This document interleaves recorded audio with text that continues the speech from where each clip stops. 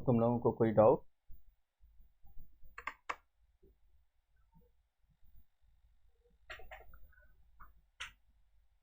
Okay, Nishant के अलावा और कौन कौन है जो पिछले क्लास का क्वेश्चन सॉल्व किया था?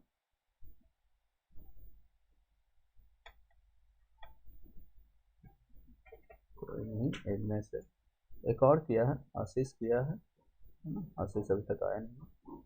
देखते हैं, मेरा स्क्रीन विजुअल है सबको?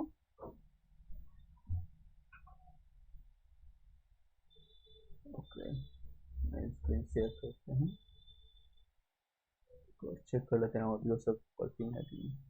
हाँ, ऑडियो भी हो रहा है, वीडियो भी हो रहा है। ओके, सब ठीक है।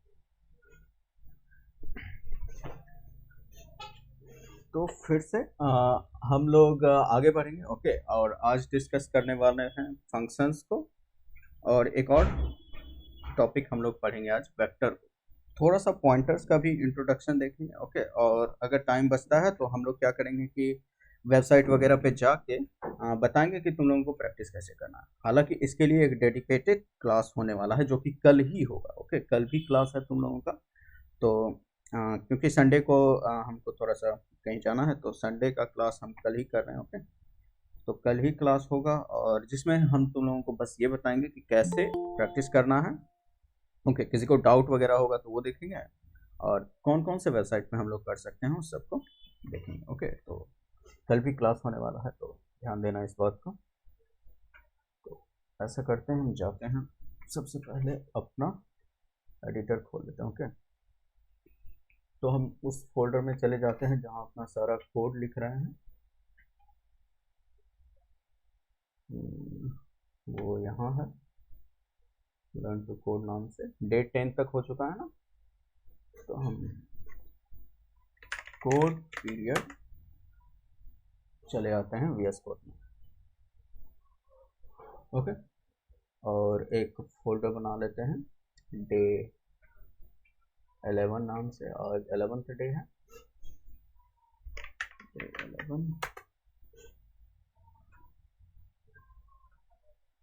सबको हटा देते हैं। स्क्रीन विजुअल है सबको?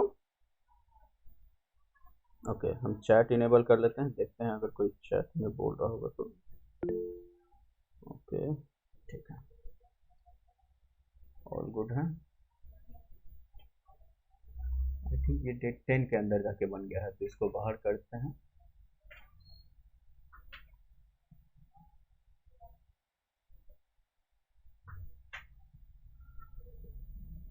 ये ना डेट 10 के अंदर जाके बन गया है, हमको इसके बाहर बनाना था। रुको एक सेकंड,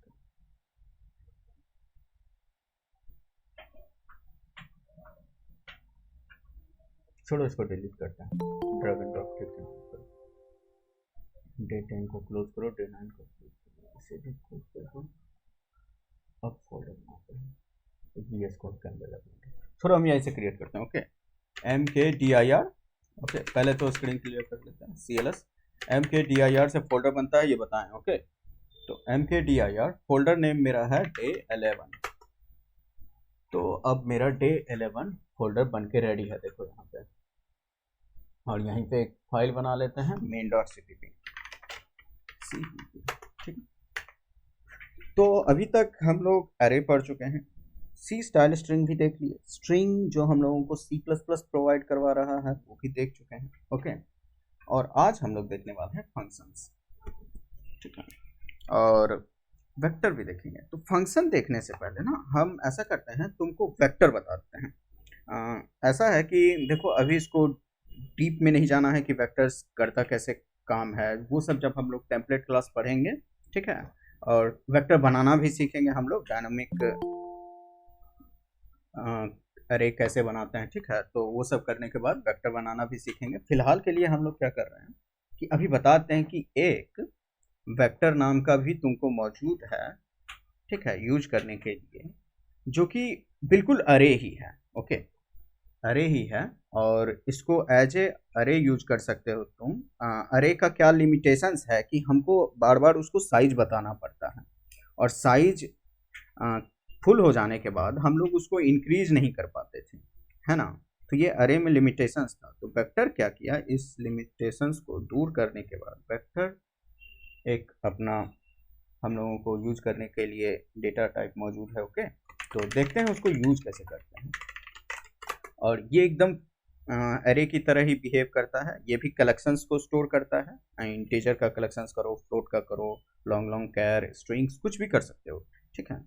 तो इवन ये इन सब से थोड़ा सा पावरफुल है, मतलब एरे से तो काफ़ी पावरफुल है वेक्टर, ठीक है, काफ़ी मायनों में। और तुम देखोगे कि वेक्टर पढ़ने के बाद आई थिंक मे बी तुम अरे को यूज करना छोड़ दो, ठीक है।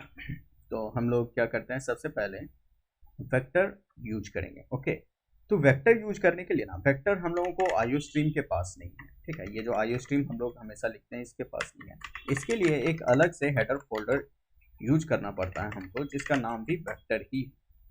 ओके, तो वेक्टर को इंक्लूड कर दोगे जो तुमको वेक्टर का फंक्शनैलिटी यूज करने का, ठीक है, फायदा देगा। मतलब इसी के कारण तुम उसको यूज कर सकते हो। अगर ये इंक्लूड नहीं करते हो तो सारा कमांड एरर आ जाएगा। अभी देख लेते हैं कैसे होगा, ठीक है। और ऊपर में लिखना है यूजिंग नेम स्पेस std, ये तो तुम्हारा बेसिक है। और एक मेन फंक्शन बना के रिटर्न 0 लिखना। ओके, तो देखो वेक्टर को अब यूज कैसे करना है। तो सबसे पहले एक अरे देखो। ओके, एक अरे लेते हैं इंट, ओके, और इंट ARR इस अरे का नाम है। और हमको क्या देना पड़ता था, साइज। उस अरे के केस में हमको साइज देना पड़ता था हर बार, ठीक है। जैसे कि मान लो 5 साइज का अरे बनाएं, ओके, और हम यूजर से आउटपुट मांगते हैं, ठीक है। यूजर से क्या आउटपुट मांगते हैं कि सबसे पहले एक प्रोग्राम बनाते हैं, तो इंटर, ठीक है, इंटर 5 या इंटर एलिमेंट्स ऑफ दी अरे, ठीक है। यूजर से हम एलिमेंट्स मांगेंगे। और एरे में एलिमेंट्स कैसे स्टोर करते थे, लूप लेके। ओके, तो int i is equal to 0, इसको i इज लेस देन मेरा जो साइज है। ओके, 5 एलिमेंट स्टोर करना है, साइज दे दिए। और क्या करते थे, उसको सीन करते थे ARR ऑफ i में। ऐसे हम एलिमेंट लेते थे, ओके, अरे में लूप चला के ऑब्वियसली। और इसको हम क्या करते हैं, कॉपी करके पेस्ट कर देते हैं। कॉपी करके पेस्ट करने के बाद इसी एलिमेंट को हम सी आउट भी करते थे। ओके, सी आउट, ये हो गया तुम्हारा सी आउट अरे, वही अरे, ठीक है। तो ये तुम अच्छे से जानते हो, ये तुम अच्छे से जानते हो। यहाँ पे हम लिख देते हैं योर अरे इज, ताकि तुम लोगों को पता चले कि ये आउटपुट है योर अरे इज। और यहाँ पे तुमको अरे दिखेगा, ठीक है। और हर एक के बाद एक स्पेस भी दे देते हैं, आउटपुट करवा रहे हैं तो स्पेस भी देते हैं। ये तुम्हारा बेसिक कोड था, इससे ज़्यादा कुछ नहीं है इसमें। तो हम क्या कहना चाहते हैं कि इतना तुमको अच्छे से पता है, ठीक है, इतना तुमको अच्छे से पता है, अरे ले लेते हो। लेकिन देखो अरे में क्या है कि तुमको साइज बताना पड़ता है स्टार्टिंग में, इससे ज़्यादा हम इनपुट नहीं ले सकते हैं। ये जो साइज है इतना ही मेरा लिमिटेशंस है। इसके बाद अगर हम एलिमेंट डालते हैं, ये जैसे ही ARR i अगर 5 के इक्वल हो जाता है, ठीक है, तो हम उस एलिमेंट को एक्सेस नहीं कर सकते हैं इस ARR के मदद से। मीन्स ये ARR इंडेक्स 4 तक ही उसको एक्सेस कर सकता है, ओके, इंडेक्स 5 को एक्सेस नहीं कर सकता है। तो ये डिमेरिट है तुम्हारा अरे के साथ। वेक्टर के साथ ये डिमेरिट नहीं है। वेक्टर क्या है कि तुमको जितना जरूरत पड़ता है उतना एलिमेंट को इंसर्ट करते जाओ, ओके, जितना जरूरत पड़ता है एलिमेंट को इंसर्ट करते जाओ। फिलहाल के लिए कैसे करेंगे अभी देखेंगे, पहले इस प्रोग्राम को हम कंपाइल करते हैं। ओके, तो उसको कंपाइल करवाने के लिए और रन करवाने के लिए हमको पहले उस फोल्डर में जाना होगा जिसमें वो प्रोग्राम स्थित है, ठीक है। तो सबसे पहले हमको डे 11 में जाना होगा, क्योंकि अभी अगर हम लिखते हैं उस प्रोग्राम को कंपाइल करवाएंगे तो वो प्रोग्राम कंपाइल नहीं होगा, क्योंकि प्रोग्राम यहाँ पे मौजूद नहीं है, ठीक है। ये main.cpp मेरा यहाँ पे नहीं एग्जिस्ट कर रहा है। जैसे देखो हम लिखते हैं g++ main.cpp, क्या बोल रहा है कि नो सच फाइल और डायरेक्टरी, जबकि तुम main.cpp बना चुके हो, है ना, लेकिन ये यहाँ पे मौजूद नहीं है। क्यों नहीं मौजूद है, क्योंकि तुम उसको डे 11 फोल्डर में बनाए हो, ठीक है। तो ऑब्वियसली तुमको कंपाइल करवाने के लिए डे 11 फोल्डर में जाना पड़ेगा, cd day 11, क्योंकि हम लोग लर्न टू कोड फोल्डर में थे, ओके। अब यहाँ पे हम अपना कमांड लिखते हैं g++ main.cpp। ए से रन करवाए, तुमसे मांग रहा है इंटर एलिमेंट्स ऑफ अरे 1 2 3 4 5 हम दे दिए और किए, देखो 5 तुम्हारा क्या हो गया, जो अरे तुम डाले हो वो आउटपुट में आ गया। लेकिन हमको क्या है कि अब अरे को नहीं यूज करना है। ओके, हम सीखने वाले हैं वेक्टर्स को। तो ये अरे तुम अच्छे से जानते थे, ये हम बस तुमको एक डेमो वापस से दे दिए, इफ इन केस अगर भूल गए हो तो। हमको वेक्टर को यूज करना है इस अरे के जगह पे, ठीक है। तो एकदम सिमिलर करेंगे, देखो कहाँ कहाँ हम चेंजेस कर रहे हैं। अरे को इनिशियलाइज करने के लिए इंट ARR5 लिखते थे, वेक्टर को इनिशियलाइज करने के लिए हमको लिखना होगा वेक्टर, इस ब्रैकेट में देना होगा इंट और उसका नाम। तो हम यहाँ पे नाम रख देते हैं इसका v या वेक्टर1 नाम देते हैं। ऐसे नाम नहीं रखते हैं हम, v नाम ही देते हैं, v1 नाम देते हैं। ओके, ठीक है, सिंपल नाम रखते हैं। तो v1 नाम रख दिया। क्या किया इसमें, हमको लिखना पड़ा पहले वेक्टर, ठीक है, कि क्या बनाने वाला है वेक्टर और किस टाइप का। देखो यहाँ पे कैसे करते थे, टाइप हमको पहले बताना पड़ता था, डेटा टाइप, ठीक है, उसके बाद वेरिएबल नेम और उसके बाद उसका साइज इस ब्रैकेट के अंदर। लेकिन वेक्टर के केस में क्या है, हमको बताना पड़ता है पहले कि वेक्टर बनाने वाले हैं और इस लेस देन और ग्रेटर देन के अंदर में हमको लिखना पड़ता है इंट। ये हम लोग जब टेम्पलेट पढ़ेंगे तब तुमको बताएंगे कि ऐसा क्यों लिखते हैं। ये एक टेम्पलेट क्लास है, ओके, और टेम्पलेट क्या होता है और क्लास क्या होता है ये सब बाद में डिस्कस करेंगे। अभी फिलहाल के लिए इतना मान लो, ये एक तरह से तुमको इनिशियलाइज करने का तरीका है। तुमको कैसे वेक्टर इनिशियलाइज करना होगा, हम देखो यहाँ कमेंट देके लिख देते हैं, ओके, कि क्या तुमको सिंटैक्स फॉलो करना है। सबसे पहले तो लिखना है वेक्टर, ठीक है, फिर इस लेस देन और ग्रेटर देन के बीच में तुमको देना है डेटा टाइप, कौन सा डेटा टाइप का तुम वेक्टर बनाने वाले हो, और इसके बाद तुमको देना है वेरिएबल नेम। ओके, ये सिंटैक्स तुमको फॉलो करना है एक वेक्टर को बनाने में, ठीक है। सिंपल सिंटैक्स है, कुछ खास नहीं है, और ये मेरा वेक्टर बन गया। ओके, अब इस वेक्टर का क्या है ना कि हमको इस वेक्टर में एलिमेंट इंसर्ट ऐसे नहीं करना, ठीक है। फिलहाल इस फाइल को हम कुछ नहीं करते हैं, एक नया फाइल क्रिएट कर देते हैं, ओके, ताकि तुमको प्रीवियस फाइल में मिल जाए। तो एक कॉपी क्रिएट करते हैं, कॉपी main.cpp को इसका नाम रख देते हैं vector.cpp। ओके, vector.cpp, और हम vector.cpp में अब एडिट करते हैं। ओके, चलो अब देखो, तो हम क्या करते हैं, अब एरो को मिटा देते हैं, एरो को मिटाते हैं, बाकी सारा कोड को भी मिटाते हैं। तो वेक्टर बना लिए, अब इसको यूज कैसे करें। तो अरे में इंसर्ट करने के लिए हम लोग क्या करते थे, अरे में वैल्यू डालने के लिए सिर्फ लिख देते थे ARR ऑफ 1 = 5, ठीक है। तो ARR ऑफ इंडेक्स 1 में 5 चला जाता था, ARR ऑफ 0 लिखते थे और = समथिंग देते थे, यहाँ भी 2 दे दिया, तो 0th इंडेक्स पे 2 चला जाता था। ये तो तुमको अच्छे से पता था। वेक्टर के केस में ना ऐसा तुम नहीं कर सकते। वेक्टर में एलिमेंट इंसर्ट करने के लिए एक फंक्शंस तुमको दिया गया, मतलब एक कमांड दिया गया है। और क्या कमांड है, देखो, v1.push_back, पुश बैक। और क्या पुश बैक करना है, तो हम लिख देते हैं 1, ठीक है। अब v1 में 1 चला गया, ठीक है, v1 में 1 चला गया, ठीक है। और देखो क्या करते हैं ना, हम इसको आउटपुट करवाने के लिए तुम लूप लगाओगे, जैसे उसमें लगाते थे। तो हम लूप लिख देते हैं पहले पूरा। और वेक्टर का साइज तुमको पता करने के लिए एक कमांड होता है v1.size, मतलब वेक्टर का नेम और साइज। ज्यादातर कलेक्शन में ये चीज मौजूद है। ओके, डॉट साइज देते हो तो उसका साइज बता देता है ना। जैसे कि स्ट्रिंग में डॉट लेंथ देते थे उसका लेंथ बताता था, वेक्टर में डॉट साइज दोगे तो तुमको उसका साइज बता देगा। ओके, तो हम उसको प्रिंट करवाने के लिए ये चीज बता रहे हैं तुमको, वेक्टर को, ठीक है। तो अब इसको प्रिंट कैसे करवाना है, तो जैसे एरे को प्रिंट करवाते थे ना, प्रिंट वैसे ही होगा, एकदम वैसे ही प्रिंट करवा दो। तो हमको प्रिंट क्या करवाना है, सी आउट करवाना है v ऑफ i। एकदम देखो हम अरे वाला ही कोड लिखे, सिर्फ याद रखना कि उसमें वैल्यू को इंसर्ट करवाने के लिए वेक्टर में वैल्यू को देखो v1 नेम है ना, v1 नेम है, वैल्यू को इंसर्ट पुश बैक से करना है, बाकी सब कुछ तुम उसको एज ए अरे यूज करो, ठीक है। तो बाकी जगह एज ए अरे यूज करो, एक और जगह अरे यूज नहीं होगा, तुमको बताते हैं, बस इतना याद रखना कि उसको अरे वाला मेथड से इंसर्ट नहीं करना, ओके। अभी देखो, अभी जब हम इस कमांड को रन करवाते हैं, इस फाइल को रन करवाते हैं, तो तुम देखोगे कि तुमको 1 दिखा देगा आउटपुट में, क्योंकि तुम वेक्टर में 1 को इंसर्ट कर चुके हो। पहले तो कंपाइल करके दिखाते हैं तुमको, G++,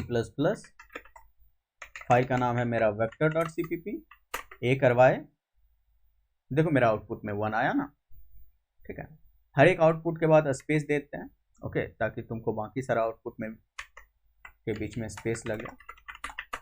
अब क्या करते हैं ना, हम इसमें 2 भी इंसर्ट करते हैं, v1 पुश बैक 2। तो ये पुश बैक देखो नाम में ही तुमको पता चल रहा होगा कि क्या लिखा हुआ है, पुश बैक। तो ये पीछे इंसर्ट करते जाएगा, पीछे इंसर्ट करते जाएगा, पहले 1 आएगा, उसके बाद 2 आएगा, ठीक है, उसके बाद 3 आएगा। देखो पहले पुश बैक करते हैं, ये कर दिए, और एक बार और पुश बैक कॉल करते हैं, ओके, और यहाँ पे 3 इंसर्ट कर दिए, ठीक है। और देखो अब इसको कंपाइल और रन करवाते हैं, कंपाइल करवाए और रन करवाए, तो देखो 1 2 एंड 3 आ गया। तो ये हुआ तुम्हारा वेक्टर। अब वेक्टर में एलिमेंट तो इंसर्ट किए, एक और कमांड होता है वेक्टर में एलिमेंट को रिमूव करने के लिए, ठीक है। अभी इसको एज अ नॉर्मल तुम इसको पढ़ो, ठीक है, कि तुमको इसको यूज करना है। इससे इंट्रोड्यूस इसलिए करवा रहे हैं क्योंकि ज्यादातर वेबसाइट में तुम वेक्टर वेक्टर सब जगह देखोगे, ठीक है, इसलिए हम तुमको इससे इंट्रोड्यूस करवा रहे हैं। इसका डिटेल स्टडी हम लोग करेंगे आगे जाके, खुद का बनाएंगे तब, ठीक है, और बनाएंगे, अभी वो सब बताने लगेंगे तो तुम लोग डिफिकल्टी फील करने लगोगे, ओके। फिलहाल देखो, बस देखो, एक अरे के साथ क्या करते थे हम, एलिमेंट को इंसर्ट करते थे, ठीक है, एलिमेंट को डिलीट करते थे, यही ऑपरेशन यहाँ भी कर रहे हैं हम लोग। एलिमेंट को इंसर्ट करने के लिए पुशबैक लगा रहे हैं, और डिलीट करने के लिए एक कमांड है, क्या, v1.pop, ठीक है, पॉप बैक, ठीक है।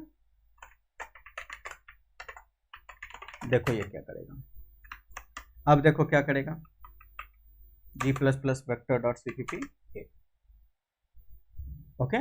देखो 3 को डिलीट कर दिया, क्यों, पॉप बैक कॉल किए हम 3 के बाद, तो ये 3 को पॉप कर दिया, मतलब रिमूव कर दिया, पॉप करना मतलब रिमूव करना। यही देखो हम यहाँ पे नहीं कॉल करके 2 के बाद कॉल करते, वहीं पे हम 3 के पास नहीं कॉल करके 2 के बाद कॉल करते, तो देखो क्या होता, आउटपुट इसका आएगा क्या, 1 3, देखो 1 एंड 3, क्यों, क्योंकि देखो हुआ कैसे, काम कैसे किया, देखो काम करने के लिए तुमको एक चीज दिखाते हैं, ठीक है। सबसे पहले तो ये 1 को इंसर्ट किया होगा, सबसे पहले वेक्टर में, ठीक है, 1 को इंसर्ट किया होगा, यहाँ कमेंट देख लिख देते हैं, ओके। सबसे पहले 1 को इंसर्ट किया होगा, फिर 2 को इंसर्ट किया होगा, क्योंकि पुशबैक 2 लिखा हुआ है, फिर पॉप बैक 2 लिखा हुआ है। जैसे ही पॉप बैक लिखाया तो पॉप बैक 2 हमको नहीं देना पड़ता, पॉप बैक ऑटोमेटिकली जो लास्ट एलिमेंट होता है उसको पॉप कर देता है, ओके। पॉप बैक क्या करता है, लास्ट एलिमेंट जो है उसको पॉप करता है, तो 2 था लास्ट एलिमेंट अभी तक, तो 2 को पॉप किया, फिर 3 को पुश बैक किया तो 3 आ गया, ठीक है। ऐसे तुम्हारा काम करेगा वेक्टर, ओके। फिलहाल हम क्या करते हैं, 3 4 और लिख देते हैं, और उसके बाद क्या करना, तुम लोग उसका आउटपुट गेस करना, ओके। और यहाँ पे फिर से हम लिखते हैं v1.push_back, ओके। यहाँ पे डालते हैं 4, फिर यहाँ पे डालते हैं 5, ठीक है, फिर यहाँ डालते हैं 6, फिर यहाँ डालते हैं v1.pop, ओके, ठीक है। अब ये तुम्हारा प्रोग्राम बन के रेडी हो गया वेक्टर का। देखो याद रखना, ये क्या कर रहे हैं, हम अरे का मेथड से उसको प्रिंट करवा रहे हैं, ठीक है, अरे का मेथड से उसको प्रिंट करवा रहे हैं, और ये पुश और पॉप कर रहा है। अब इसको हम एक बार कंपाइल करके तुमको दिखाते हैं,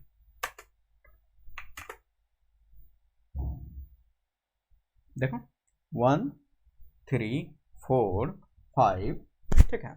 और ये कैसे कैसे आया, तो सबसे पहले तो ये क्या किया, इस 1 को, सबसे पहले इस 1 को इनपुट किया होगा, ठीक है। फिर यहाँ पे देखा पुशबैक है तो इसको भी पुशबैक कर दिया। फिर देखा क्या है तुम्हारा पॉपबैक है, पॉपबैक है ना, तो इसको 2 को रिमूव कर दिया क्योंकि लास्ट एलिमेंट 2 था वेक्टर में अभी, ठीक है। फिर 2 को रिमूव करने के बाद 1 बचा, तो 1 के बाद फिर से पुशबैक हुआ, 3 पुशबैक हुआ, 4 पुशबैक हुआ, 5 पुशबैक हुआ, 6 भी पुशबैक हुआ, ठीक है। और फिर 6 को तुम पॉप कर दिए तो बचा तुम्हारा 1 3 4 5, ओके। और यहाँ तुम्हारा आउटपुट में क्या है, वही होगा 1 3 4 5।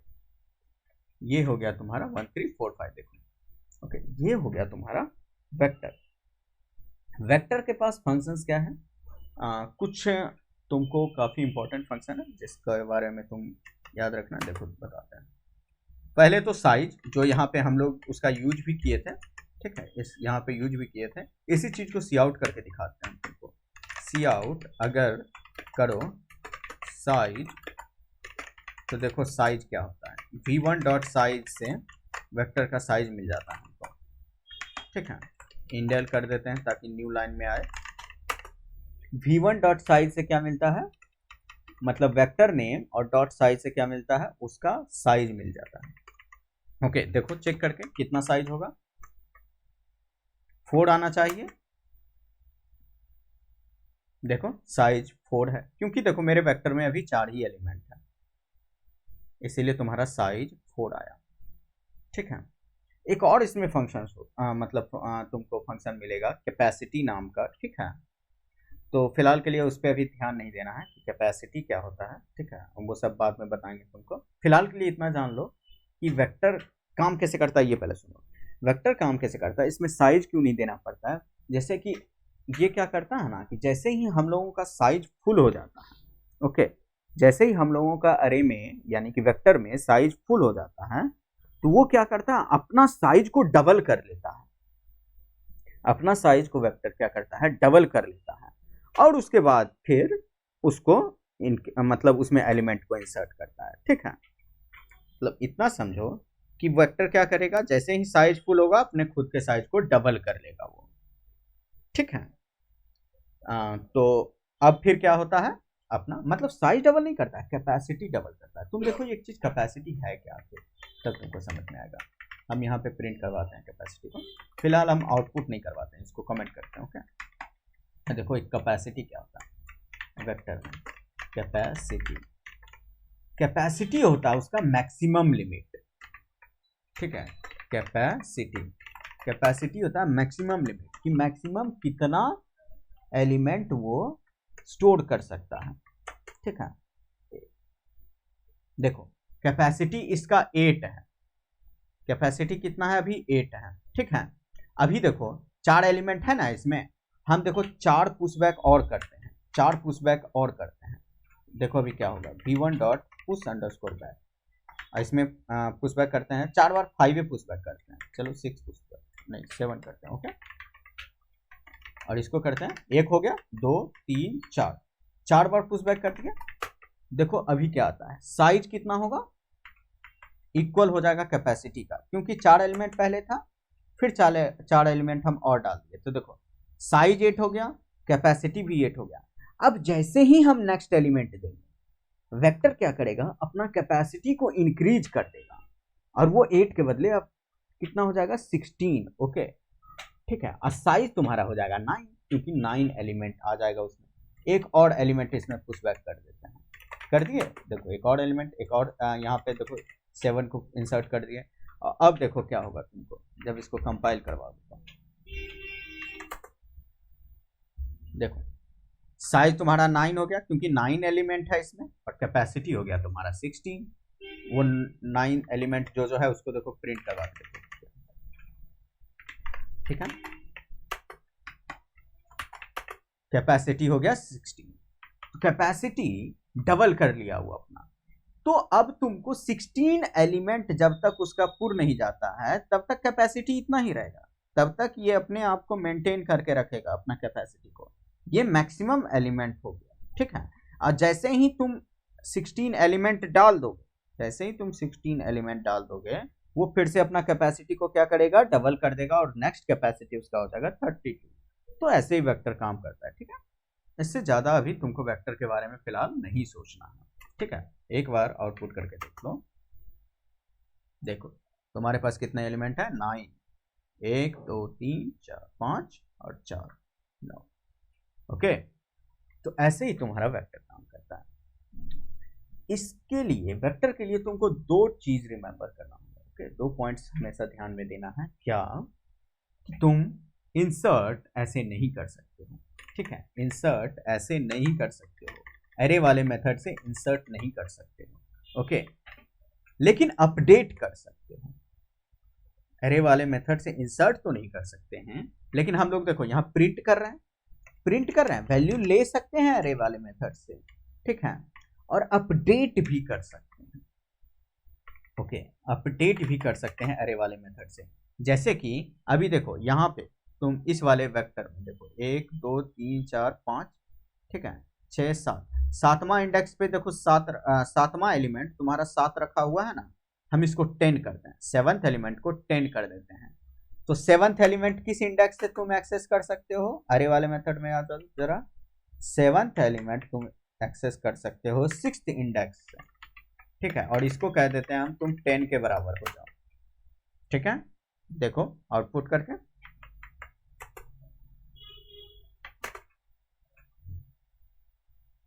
देखो 7th एलिमेंट तुम्हारा 10 हो गया ना 10।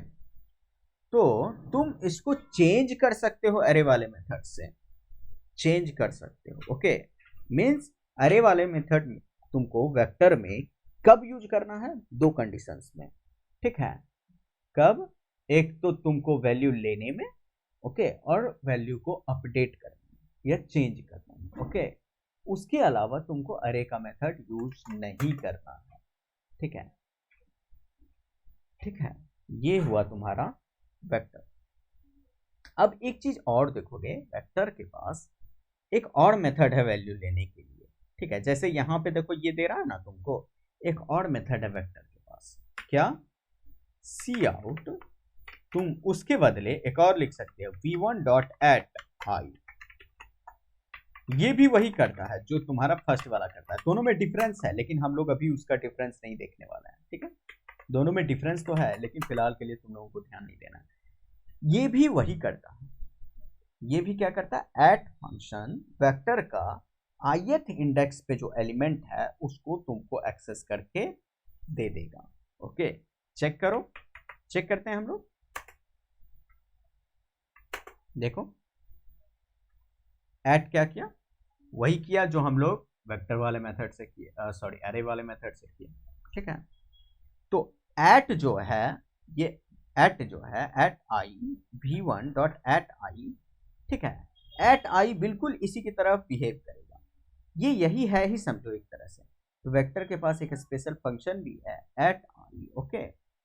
और ये क्या है, तुमको ith एलिमेंट दे देगा, जैसे अरे वाले मेथड में ith एलिमेंट तुम इस ब्रैकेट के अंदर लिखने से कर देते थे, एट आई भी सेम काम करेगा। दोनों का डिफरेंस हम लोग अभी स्टडी नहीं करने वाला है, हम लोग बस इतना अभी के लिए जानेंगे कि दोनों एकदम बिल्कुल सिमिलर बिहेव करेगा, ओके।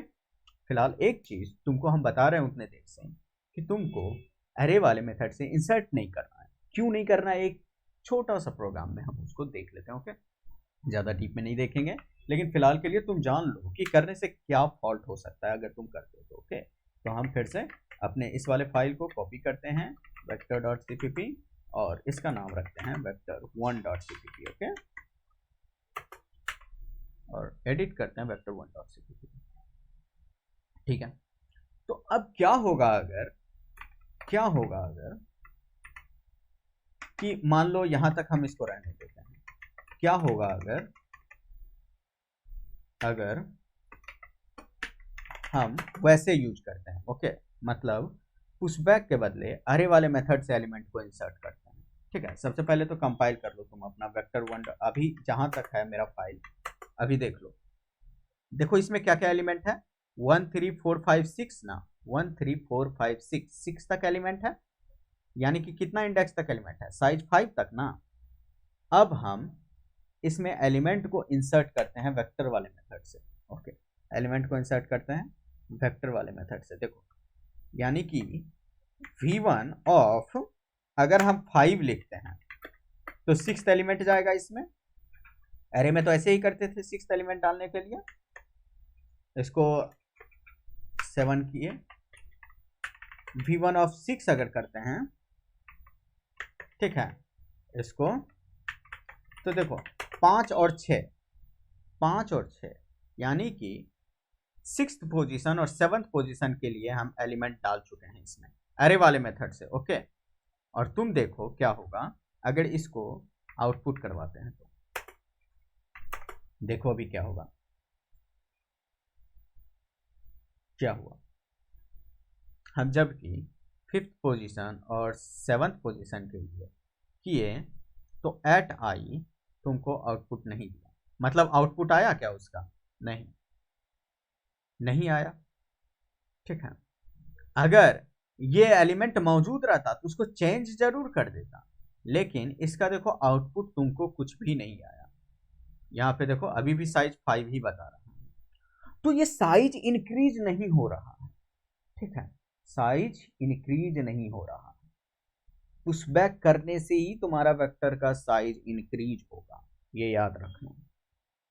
ओके, अभी वही देखो, तुम्हारा 2 एलिमेंट और होता, यानी कि 6th और एलिमेंट 7th एलिमेंट मौजूद होता, तब तुम इसको यूज करते तो वो चेंज हो जाता।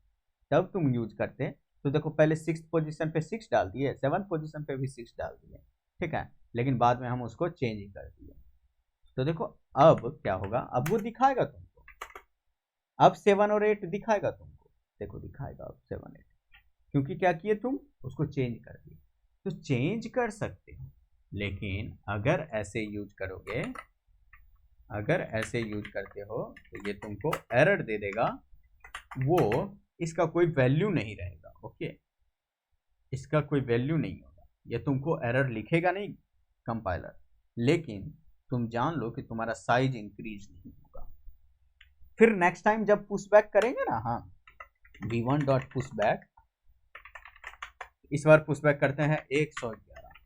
नेक्स्ट टाइम जब पुशबैक करेंगे तो वो इस 6, लास्ट पुशबैक क्या था मेरा 6 था ना, तो 6 के बाद ये आ जाएगा, इस दोनों को इग्नोर कर देगा। नेक्स्ट टाइम जब पुशबैक करेंगे तो उस दोनों को इग्नोर कर देगा। देखो 6 के बाद ये आ गया, और ये जो हम एरे वाला मेथड से किए हैं कोई काम का नहीं। तो यहां कमेंट करके लिख देते हैं,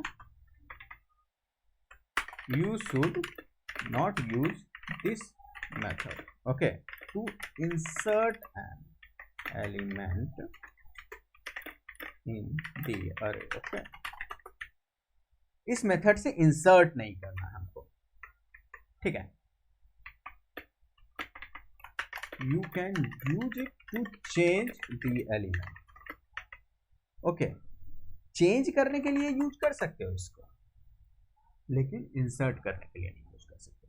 यही है तुम्हारा वेक्टर, ठीक है, एकदम बिल्कुल अरे की तरह बिहेव करेगा, बिल्कुल अरे की तरह। बस तुमको क्या करना है, इनिशियलाइज ऐसे करना है, एलिमेंट डालना है पुशबैक से, ओके, और क्या करना है तुमको, एलिमेंट आउटपुट करवाने के लिए या तो तुम अरे मेथड यूज करो, या तो इसका खुद का एट आई वाला मेथड यूज करो, कोई दिक्कत यहां तक, ठीक है। एक बेस्ट जो ये वाला प्रोग्राम हम तुमको बताए थे फर्स्ट वाले में, ये अरे वाला मेथड से, अब सिमिलर प्रोग्राम हम तुमको इस वाले मेथड में बना के दिखाते हैं, वेक्टर वाले मेथड में, और उसके बाद वेक्टर को एंड करेंगे। ओके, देखो क्या, तो सेम प्रोग्राम बनाते हैं, ठीक है, vector underscore final dot CPP, ठीक है, और सेम प्रोग्राम क्या किए थे उस टाइम, यूजर से इनपुट लिए थे, यूजर से इनपुट लिए थे, और उसको क्या किए, हम आउटपुट करवा दिए। यूजर को बोले कि देख भाई क्या यही आउट इनपुट आप दिए, ठीक है।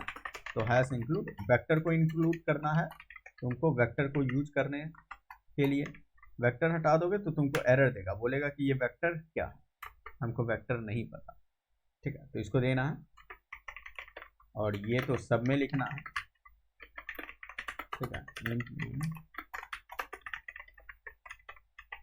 ठीक है।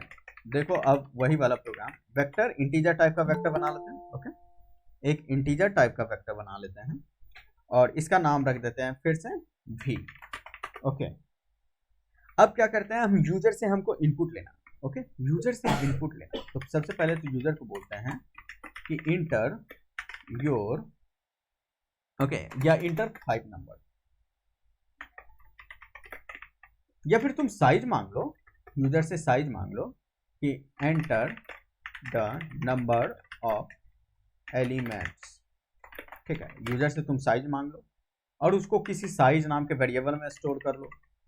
ठीक है, एक साइज नाम का बना लिए और यहाँ पे सीन कर लिए हम साइज को, साइज में स्टोर कर लिया। अब हमको क्या करना है, उतना टाइम्स यूजर से वैल्यू भी मांगना होगा।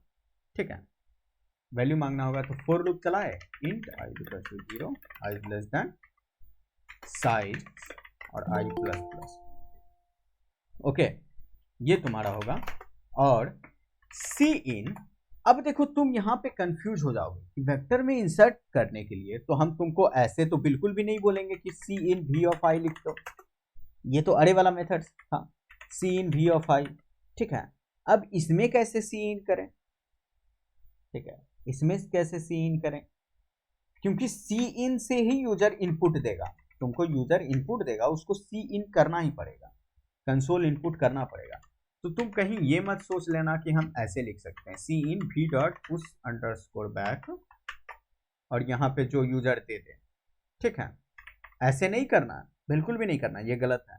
तो इसके लिए ना वेक्टर, इसलिए हम इस प्रोग्राम को तुमको बता रहे हैं, तुम क्या करो, जब भी वेक्टर में इनपुट लेना होगा तो तुम तो पहले एक इनपुट ले लो, एक टेम्पररी वेरिएबल बना लो और क्या करो, इस टेम्प में यूजर से इनपुट ले लो, सीन टेम्प, यूजर से लेके उस टेम्प में स्टोर कर लिए और हम अपने वेक्टर में उस टेम्प को पुश बैक कर देंगे। ये तो तुम जानते हो अच्छे से। ठीक है, कि वेक्टर में टेम्प को पुश बैक तो कर सकते हो, वेक्टर में कुछ इंटीजर को पुश बैक कर सकते हो।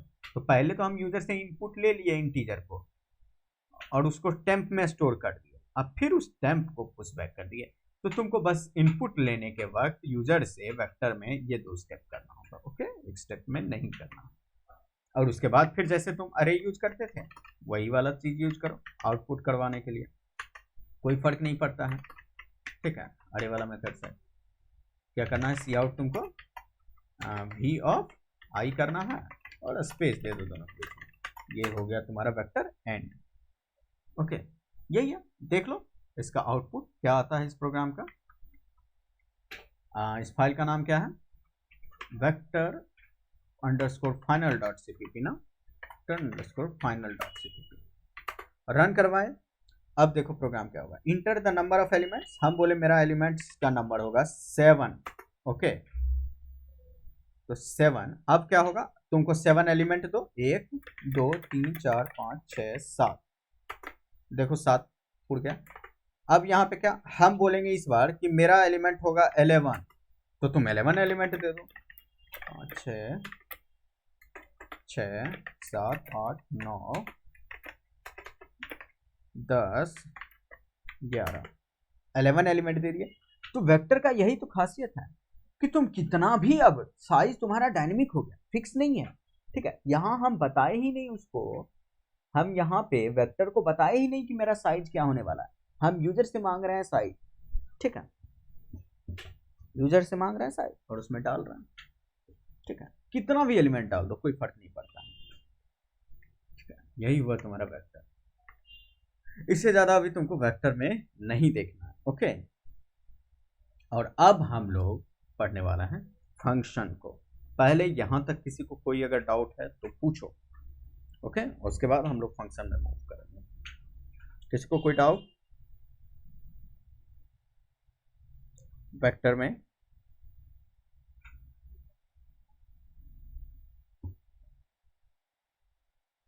ओके, इफ इनकेस आज अगर टाइम नहीं बचता है हम लोगों को वेबसाइट विजिट करने का, ओके, तो हम लोग क्या करेंगे, कल करेंगे। ऑब्वियसली कल भी क्लास होगा, याद रखो सब। ठीक है, कल भी क्लास होने वाला है और उसके बाद हम लोग कल उसको अच्छे से करेंगे और फिर हम लोगों का प्रैक्टिस स्टार्ट हो जाएगा। ठीक है, क्योंकि आज तक ही जो टॉपिक था, जो काफ़ी इंपॉर्टेंट टॉपिक था, जो तुमको अटका देता अगर तुम वेबसाइट पे जाते तो, लेकिन आज के बाद से तुम प्रैक्टिस कर सकते हो, सीपी कर सकते हो, कोर्सेरा, कोडफोर्सेस या जिस भी वेबसाइट पे जाकर तुमको करना है। ठीक है, इतना हो जाएगा तुम लोगों को कि अब वहाँ पे जाके तुम प्रोग्राम लिख सकते हो। ठीक है, फिलहाल के लिए फंक्शंस उसके लिए जानना जरूरी है। ठीक है, तो बिना फंक्शंस का तुम वो नहीं कर सकते। तो हम स्टार्ट करते हैं बिना टाइम गवाए। Function, okay, function dot cpp।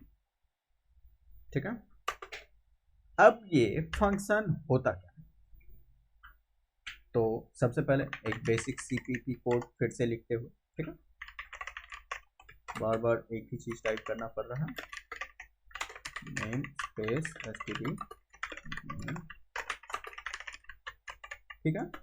और देखो फंक्शन होता क्या है, ये C और C++ सिमिलर कॉन्सेप्ट है। ठीक है, फंक्शन हुआ तुम्हारा, देखो ये मेन दिख रहा है, ये मेन तुम्हारा एक फंक्शन है। सिंटैक्स देखो जरा, एक फंक्शन, सबसे पहले देखो तुम फंक्शन लिखा कैसे तुमको मिलेगा, इफ इन केस कहीं मिला तो सबसे पहले तुमको मिलेगा, ठीक है, कमेंट बनाते हैं और लिख देते हैं तुमको फंक्शन मिलेगा कैसे। सबसे पहले मिलेगा कि डेटा टाइप, ठीक है, जिसको रिटर्न टाइप भी बोलते हैं, वो बात बताएंगे रिटर्न क्या होता है। डेटा टाइप रहेगा लिखा हुआ, उसका फंक्शन नेम रहेगा लिखा हुआ, ठीक है, फिर ब्रैकेट ओपन क्लोज रहेगा, और इसके अंदर, इस वाले ब्रेसेस के अंदर तुमको कुछ बॉडी होगा, फंक्शन बॉडी, ठीक है, जिसको फंक्शन बॉडी भी कहते हैं। ये तुम्हारा फंक्शन लिखने का स्ट्रक्चर है। ओके, यहां से यहां तक तुम्हारा फंक्शन लिखने का स्ट्रक्चर है। ओ शिट, एक सेकेंड, चार्ज खत्म हो गया। देख लेते हैं फिर से, प्रोग्राम में कोई दिक्कत तो नहीं हुआ है, बिल्कुल भी नहीं, रिकॉर्डिंग चालू है। ठीक है, ओके, तो ये तुम्हारा फंक्शन लिखने का टाइप हो गया। अब फंक्शन है क्या, तो देखो C++, ये C में भी हम लोग जितना भी काम करते थे ना, वो फंक्शन के जरिए ही तो करते थे। हम लोग जो बनाते हैं, जैसे कि तुम लोग प्रिंटफ यूज किया था ना, ये एक फंक्शन ही तो था। देखो, हालांकि तुम यहाँ पे, ठीक है, ये फंक्शन ही है, ये फंक्शन ही है, और इस फंक्शन को क्या कर रहे हैं हम लोग, कॉल कर रहे हैं, मतलब इस फंक्शन का यूज कर रहे हैं। एक तरह से कॉल करना मतलब समझो तो फंक्शन का यूज करना। और इस फंक्शन पे क्या हम लोग करते थे, फंक्शन में कुछ लिखते थे, और ये प्रिंटफ फंक्शन हमको अपना काम करके देता था, जैसे कि वेलकम। ओके, और ये प्रिंटफ फंक्शन क्या करेगा, जो भी इसके अंदर लिखे हैं उसको प्रिंट कर देगा, हमको आउटपुट दे देगा। ठीक है, यानी कि इस प्रिंटफ का काम है उसको आउटपुट देना। जो भी प्रिंटफ बनाया होगा ना, उसमें लिख दिया होगा कि जो भी इसके अंदर लिखेंगे हम, ठीक है, उसको तुमको यहाँ पे टर्मिनल पे आउटपुट कर देना है। एक बार देखो कंपाइल करके, प्रिंटफ वही करेगा एकदम, इतना तुमको पता है। ठीक है, देखो आ जाएगा वेलकम लिख के। अब इसी तरह से तुम्हारे पास और भी बहुत सारे फंक्शंस हैं, इनबिल्ट फंक्शन है जो बना बनाया तुमको मिला, जैसे कि ये, ठीक है, और वो फंक्शंस जो हम लोग भी बनाएंगे यूजर डिफाइंड। ओके, लेकिन ये फंक्शन है, तो फंक्शन सोचो कि बहुत सारा हम लोगों के पास स्टेटमेंट है। जैसे कि मान लो एक स्टेटमेंट है, एक स्टेटमेंट क्या हुआ, कोई एक, जैसे ये एक स्टेटमेंट है, ये एक स्टेटमेंट है, ये एक स्टेटमेंट है। ओके, मतलब ये कोई काम हुआ जो कोड में हम लोग लिख रहे हैं। ओके, ये एक स्टेटमेंट हम लोग कोड में लिख रहे हैं, इस स्टेटमेंट को भी लिख रहे हैं। जब बहुत सारा स्टेटमेंट को मिला के एक ब्लॉक बनाया जाता है, ठीक है, तो उसको तुम फंक्शन में स्टोर करके रख सकते हो। वो एक तरह से कंटेनर है, तुम समझ लो। तो फंक्शन एक तरह से तुम्हारा कंटेनर है, जो बहुत सारा ब्लॉक ऑफ कोड को कंटेन करके रखता है। और जब भी तुम उसको यूज करते हो, उस फंक्शन को कॉल करते हो, वो जितना भी ब्लॉक है, उस यानी कि उस फंक्शन के अंदर जितना भी कोड है, वो सारा कोड एग्जीक्यूट कर जाएगा। वो तब तक एग्जीक्यूट नहीं करेगा जब तक तुम उस फंक्शन को कॉल नहीं करते। हम लोग जो ये मेन लिखे हैं, ये मेन भी एक फंक्शन है, ये मेन भी एक फंक्शन है। और इस मेन के अंदर ही हम लोग इतने सारे ब्लॉक लिख रहे हैं, इतने सारे कोड लिख रहे हैं, स्टेटमेंट लिख रहे हैं। ओके, तो इतना सारा कोड लिखे हम इस मेन फंक्शन के अंदर, ठीक है। तो ये मेन फंक्शन को भी यूज करते हैं हम लोग, कॉल करते हैं, ठीक है। तो जाके वो एग्जीक्यूट होता है हम लोगों का प्रोग्राम। अब तुम कहोगे कि मेन फंक्शन तो हम कहीं कॉल नहीं किए, जिस तरह से प्रिंटफ कॉल करते हैं, या ये पुशबैक फंक्शन, ये भी फंक्शन है, देखो वही सिंटैक्स है। ब्रैकेट के ओपन के अंदर कुछ दिए हैं या नहीं भी दिए हैं, चलता है, कभी कभी नहीं भी देना होता है, बताएंगे वो सब क्या होता है, ठीक है। तो तुम कहोगे हम मेन तो नहीं कॉल किए, तो मेन ऑटोमेटिकली कॉल होता है, मेन फंक्शन ऑटोमेटिक कॉल होता है जो तुम्हारा कंपाइलर करता है। ओके, मेन एक ऐसा फंक्शन है जो ऑटोमेटिक तुम्हारा कंपाइलर कॉल करता है। ओके, तो फंक्शन क्या है तुम्हारा, एक ऐसा ब्लॉक है, एक ऐसा कोड ब्लॉक है जिसके अंदर बहुत सारा स्टेटमेंट लिखा रहता है। वो उस सारा स्टेटमेंट को कंटेन करता है, रखे रहता है, और तब तक प्रोग्राम उसको एग्जीक्यूट नहीं करेगा जब तक हम लोग उसको कॉल नहीं करेंगे, यूज नहीं करेंगे। इस आईओ स्ट्रीम के अंदर बहुत सारे फंक्शन होंगे, अब पता नहीं, हमको गिने तो नहीं है, ठीक है, मे भी हजारों हो, आई डोंट नो, ठीक है। जैसे कि हम लोग प्रिंटफ लिख लेते हैं, ठीक है, प्रिंटफ का यूज किया ना अभी, यहाँ पे देखो तो यहाँ पे प्रिंटफ लिख दिए, ठीक है। तो ऐसे ऐसे करके बहुत सारे फंक्शंस मौजूद होंगे इसमें, ठीक है। हम लोग प्रिंटफ का यूज करते हैं तो प्रिंटफ अपना काम करता है, तो प्रिंटफ का कोड लिखा हुआ है, जैसे ही हम आईओ स्ट्रीम को इंक्लूड करते हैं तो इसके द्वारा इसके अंदर जितना भी फंक्शनैलिटी है, जितना भी कोड है, सब समझो तो इस लाइन के ऊपर, इस लाइन नंबर 2 के ऊपर उतना सारा कोड लिखा चुका। जैसे ही हम यहाँ पे इंक्लूड किए ना इसको, समझ लो इस लाइन नंबर 2 के ऊपर उतना सारा कोड लिखा गया है, लेकिन वो यूज नहीं आएगा, तब तक यूज नहीं आएगा जब तक हम उसको कॉल नहीं करेंगे। और प्रिंटफ को कॉल किए, प्रिंटफ को कॉल किए तो प्रिंटफ यूज में आ गया और प्रिंटफ अपना काम कर दिया। तो फंक्शंस क्या है, सिंपल सा समझो, वो एक कंटेनर है, ओके, जिसके अंदर बहुत सारा ब्लॉक यानी कि कोड, बहुत सारा लाइन लिखा हुआ रहता है, कोडिंग लाइन, ठीक है। और उसी लाइन को एग्जीक्यूट करते हैं हम लोग जब उसका यूज होता है, और हम लोग बनाएंगे अपना खुद का फंक्शन, ओके। और फंक्शन फिर यूज क्यों होता है, तो देखो फंक्शन इसलिए यूज होता है कि हम उसके द्वारा कोड को रीयूज कर सकते हैं, फंक्शन के द्वारा हम कोड को रीयूज कर सकते हैं। अब तुमको बोलेगा कि प्रिंटफ तुम 2 बार करो, YYP, ठीक है, मतलब देखो 3 बार, हम प्रिंटफ को 3 बार यूज करके डिस्प्ले करवा दिए, 3 टाइम्स यूज कर लिए, हम एक ही कोड ब्लॉक को 3 टाइम्स यूज कर लिए। अब तुम कहोगे, तुम चालाक आदमी हो, तुम कहोगे कि सर आप तो लूप बताए हैं, लूप से भी तो रीयूज होता है, लूप से भी तो रिपीट होता है, जैसे यहाँ 3 बार रिपीट कर दिए, ठीक है। लेकिन देखो लूप तुमको, जैसे मान लो अभी तुमको हम एक लूप लिख के दिखाते हैं, ओके, एक लूप लिख के दिखाते हैं, जैसे कि अभी एक मस्त एग्जांपल है, देखो जरा इस चीज को, हम क्या कहते हैं 5 टाइम्स तुमको चलाना है, ओके, i++, ओके, 5 टाइम्स चलाना है, और क्या करना है तुमको, इस लूप के अंदर तुमको सी आउट करना है हाई को, ठीक है, और हर एक बार इंटर लेना है। अब तुम इस लूप को तो चला दोगे, हम इसको क्या करते हैं, कमेंट करते हैं, ठीक है। इस लूप को तुम चलाओ, देखो ये लूप चल गया, ये तुमको, ओ सॉरी ये कमेंट नहीं हुआ था, देखो जरा फिर से, ठीक है। अब जब तुम इस लूप को चला दिए, तुम कहोगे कि यहां पे हम 5 बार हाई तो लिख दिए, ठीक है, 5 बार हाई लिख दिए, काम कर गया मेरा प्रोग्राम, यहां भी तो कोड रीयूजेबिलिटी हुआ, ठीक है, ये हुआ एक तरह से, ठीक है। तुम एक ही कोड को, इस वाले स्टेटमेंट को 5 टाइम्स लिखे, तुमको यही चीज 5 बार रिपीट नहीं करना पड़ा, मतलब सी आउट हाई, सी आउट हाई, सी आउट हाई 5 टाइम्स नहीं लिखना पड़ा। लेकिन क्या होगा अगर इसके बाद तुमको कुछ और लिखा हुआ है, सी आउट हेलो लिखा हुआ है, ठीक है, और तुमको बोले इंडल, ठीक है, सॉरी इंडल ऐसे नहीं देते हैं, इंडल, ठीक है।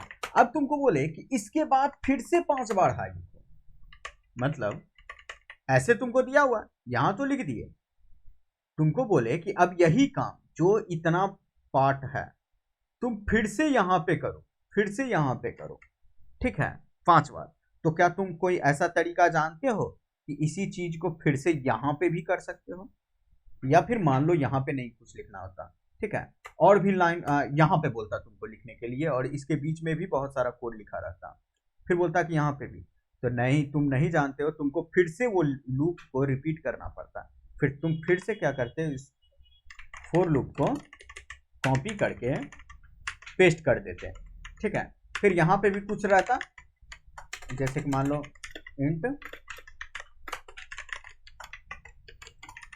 ठीक है, फिर तुमको बोलता कि हमको 5 बार हाई चाहिए, फिर तुम क्या करते, फिर से कोड को कॉपी पेस्ट करते, तुमको करना ही पड़ता। अगर तुम फंक्शन नहीं जानते हो तो इसके अलावा तुमको कोई तरीका नहीं है, ठीक है। मीन्स कि तुमको बोलता है पहले तो तुम 5 बार हाई लिखो, उसके बाद हेलो लिखो, फिर से 5 बार हाई लिखो, ठीक है, फिर तुम क्या करो, ये स्टेटमेंट, फिर बोलेगा कि यहां पे भी तुम 5 बार हाई लिखो, तुमको ये फोर लूप को भी फिर से तुमको कॉपी करना पड़ जाता। समझ रहे हो, ये तुम्हारे पास है, तुम इस स्टेटमेंट को फिर से तुम रिपीट कर रहे हो, इस स्टेटमेंट को इतना बड़ा, अभी तो ये छोटा है, अभी तो इस लूप के अंदर छोटा है, ठीक है, अभी तो इस लूप के अंदर छोटा है, ठीक है, लेकिन क्या होता कि अगर यही लूप तुम्हारा बड़ा होता तो, ऐसा होता तो फिर से तुम्हारा कोड बहुत बार रिपीट होने लगता। इसीलिए क्या होगा कि अब तुम इस सब को एक फंक्शन के अंदर बना के रख लो, फिर तुमको इतना बार बार नहीं लिखना पड़ेगा, ये जो तुम इतना एक्स्ट्रा लाइन लिखे हो, इतना लंबा तुम्हारा कोड नहीं जाएगा, ठीक है। और कैसे करते हैं, ये हो गया ना, इस सारे ब्लॉक को हम क्या करेंगे, एक फंक्शन के अंदर स्टोर करके रख देंगे, और जहां जहां बोलेगा ये सिमिलर काम करने के लिए, हम बस वहां जैसे कि इस लाइन पे उस फंक्शन को कॉल कर लेंगे, इस लाइन पे भी उस फंक्शन को कॉल कर लेंगे, ठीक है। और इस तरह से हम लोग फंक्शंस का यूज कर सकते हैं। तो बिना डिटेल और यूज देखे हुए तुम सबसे पहले देखो कि बनाते कैसे हैं, ठीक है, ठीक है। तो ये तो तुमको, हम ये सिनारियो हम फिलहाल के लिए इस फाइल को सेव कर रहे हैं और एक और फाइल बना रहे हैं, ठीक है, एक और फाइल बना रहे हैं, और फिर देखो कि हम इस काम को, जो अभी इसको पहले सी आउट करवाते हैं g++ function.cpp, और जब रन करवाते हैं तो देखो ये सेम चीज हुआ, यहाँ पे हुआ ना,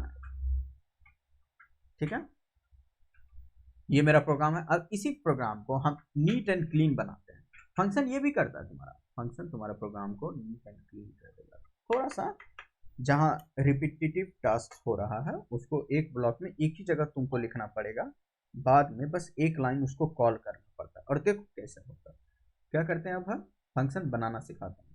तो फाइल का नाम रखते हैं create function dot cpp, okay, और ऐसे नहीं क्रिएट करते हैं, बिल्कुल भी नहीं, हम एक्स कॉपी से पुराने वाले फाइल को कॉपी कर लेते हैं जिसका नाम था फंक्शन डॉट cpp, और इसका नाम रखते हैं create function dot cpp, okay, और उस फंक्शन फाइल को खोलते हैं, ठीक है। फिलहाल तो जितने भी कोड लिखे हुए हैं हम उसको इरेज कर देते हैं, ओके। तो अब देखो फंक्शन बनाना कैसे, ठीक है।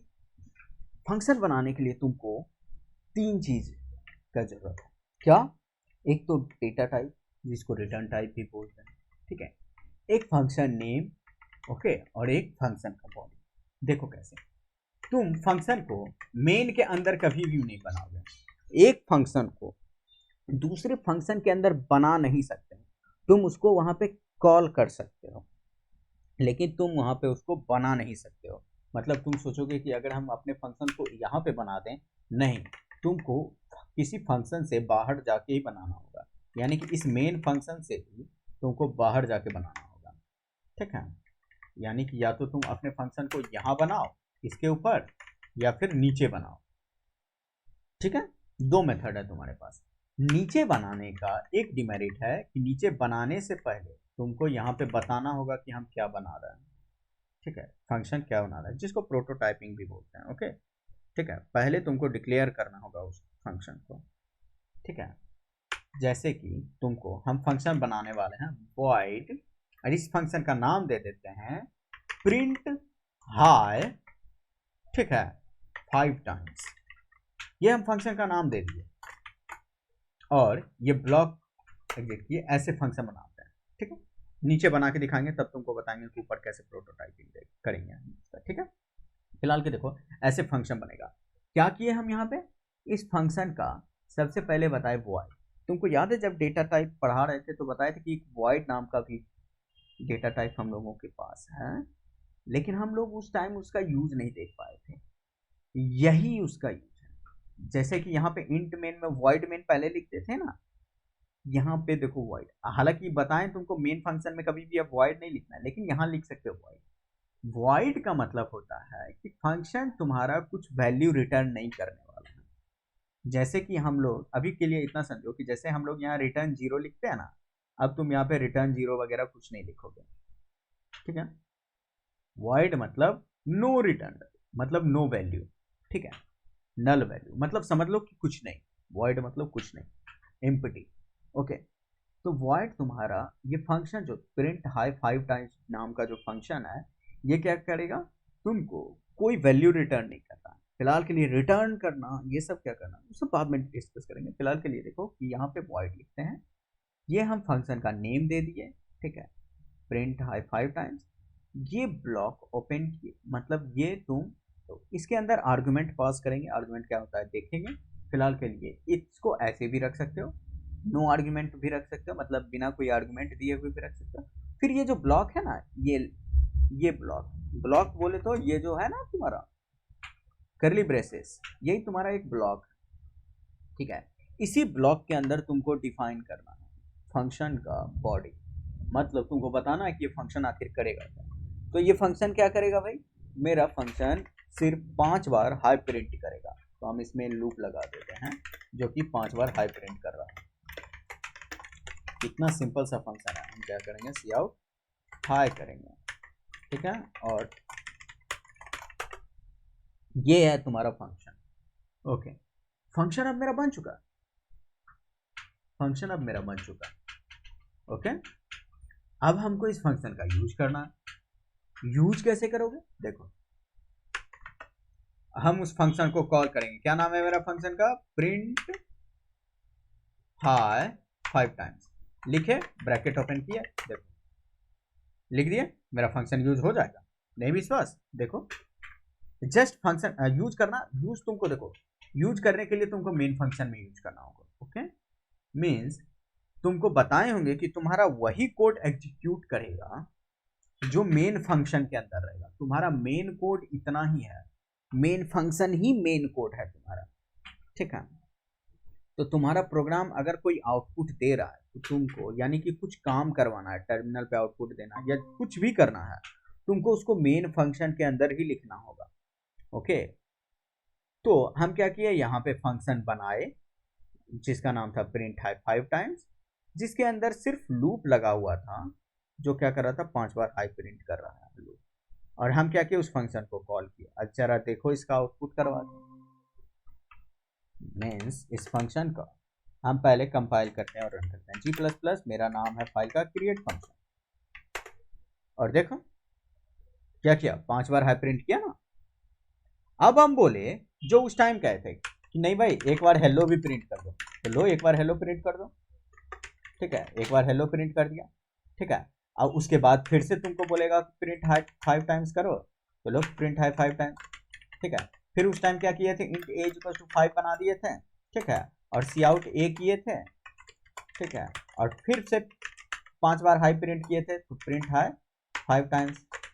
देखो सेम काम किए, सेम काम किए, सिमिलर काम किया, लेकिन देखो वो लूप हमको 3 बार लिखना पड़ा क्या, ये जो लूप है क्या हमको 3 बार लिखना पड़ा, नहीं लिखना पड़ा। और तुम सोच रहे होगे कि ये तो इतना छोटा ही है ना, यही ब्लॉक बहुत बड़ा भी हो सकता था, लेकिन इसी ब्लॉक को हम 3 टाइम्स यूज कर लिए। बस हम उसका नाम लिखे और 3 बार यूज हो गया। देखो जरा, कंपाइल किए और रन किए, सिमिलर आउटपुट क्या आया, हाय आया 5 बार, फिर हेलो आया, फिर हाय आया 5 बार, फिर 5 भी लिख के आया, फिर हाय आया 5 टाइम्स। और देखो इसका लाइन कितना जा रहा है तुम्हारा, हार्डली 20 लाइन्स तक जा रहा है। हालांकि इसमें हम 3-4 लाइन और ऐड कर दिए थे, ये सब बकवास, लेकिन देखो फिर भी ये 20 लाइन्स नहीं जाएगा। ओके, 2 और एक यहां से देखो ये तुम्हारा जा रहा है। अभी तो सोच रहे होगे कि बस 8 ही लाइन बढ़ा है, लेकिन नहीं, तुम 8 लाइन क्यों बढ़ा है कि तुम फोर लूप को 3 बार लिख चुके हो। इस फोर लूप को एक बार यहां लिखे, एक बार यहां लिखे, एक बार यहां लिखे, लेकिन हम देखो फोर लूप को फंक्शन के मदद से एक बार लिखे और इस पूरा लूप को भी रीयूज कर लिए। तो तुम सिर्फ लूप को ही नहीं रीयूज कर सकते हो, कुछ भी रीयूज कर सकते हो as many times as you want. Okay, means कि तुम फंक्शन के मदद से कोई भी कोड ब्लॉक को रीयूज कर सकते हो मल्टीपल टाइम्स। ये हुआ तुम्हारा फंक्शन। ओके, और फंक्शंस को ऐसे ही क्रिएट किया जाता है। एक और भी एक तरीका है फंक्शंस को क्रिएट करने का कि तुम इस फंक्शन को यहां ना क्रिएट करके नीचे क्रिएट करो, मीन्स यहां पे बनाओ मेन फंक्शन के नीचे, मेन फंक्शन के नीचे। लेकिन अब क्या होगा, हम पहले मेन फंक्शन के नीचे बनाया, देखो मेन फंक्शन के ऊपर कुछ भी नहीं है, और अब क्या करते हैं हम इसको रन कंपाइल करवाते हैं। देखो एरर आएगा, क्या एरर आया, print 5 times was not declared in this scope. Okay, ये एरर क्या है, बोल रहा है कि प्रिंट 5 टाइम्स, ये जो तुम्हारा फंक्शन है प्रिंट 5 टाइम्स, वो not declared in this scope. और ये एरर स्टार्ट कहाँ हुआ, तो देखो 7 5 लाइन नंबर 7, ये 7 और 5 जो है ना, इसको ध्यान से देखना। इस टाइप का जब एरर आए तुमको, ये पहला कॉलन के बाद क्या बता रहा है, तुम्हारा लाइन नंबर, और ये सेकंड क्या बता रहा है, तुम्हारा कैरेक्टर। ठीक है, मतलब कितने कैरेक्टर के बाद तुमको वो एरर फील हो रहा है। तो देखो जरा, लाइन नंबर 7 में है ना वो प्रिंट 5 टाइम्स, अब 5 कैरेक्टर के बाद देखो जरा, तुम देखोगे फर्स्ट कैरेक्टर तो स्पेस है, दूसरा स्पेस है, 3 4 और 5वां कैरेक्टर पी मिलता है तुमको। ठीक है, तो यहीं से एरर ओरिजिन हुआ तुम्हारा। और क्या बोल रहा है कि प्रिंट हाई 5 टाइम्स नहीं डिक्लेयर्ड है। नहीं डिक्लेयर्ड है मतलब तुम तो कहोगे कि हम तो वो फंक्शन बनाए, हम तो वो फंक्शन बनाए, लेकिन क्या किए तुम इस फंक्शन को नीचे बना दिए। अब नीचे बना दिए तो तुमको क्या बताएं हम स्टार्टिंग क्लास में कि कोड लाइन बाय लाइन तुम्हारा कंपाइल होता है। Okay, line by line compile होता है, तो इसका क्या है कि पहले इस लाइन में आया, इस लाइन में आया, इस लाइन में आया, इस लाइन में आया, हर एक लाइन को एक एक करके देख रहा है, हर एक लाइन को देख रहा है, फिर यहाँ पे आया। अब ये पहली बार प्रिंट हाई 5 टाइम्स देखा, इससे पहले कहीं वो प्रिंट हाई 5 टाइम्स नहीं देखा। ठीक है, पहली बार यहाँ देखा, बोला कि ये क्या है भाई, इसको तो हम जानते ही नहीं। ओके, इसी वजह से ये तुमको एरर दिया है कि इससे पहले तुम जो इस फंक्शन को यूज किए हो, ये देख रहा है कि ये फंक्शन का सिंटैक्स है, ये देख रहा है कि इस फंक्शन का सिंटैक्स है, लेकिन ये जो तुम यूज कर रही हो इसको, ये बोल रहा है कि ये तो बनाया ही नहीं। हालांकि और ये क्या करेगा, इसके बाद वो रीड ही नहीं करेगा।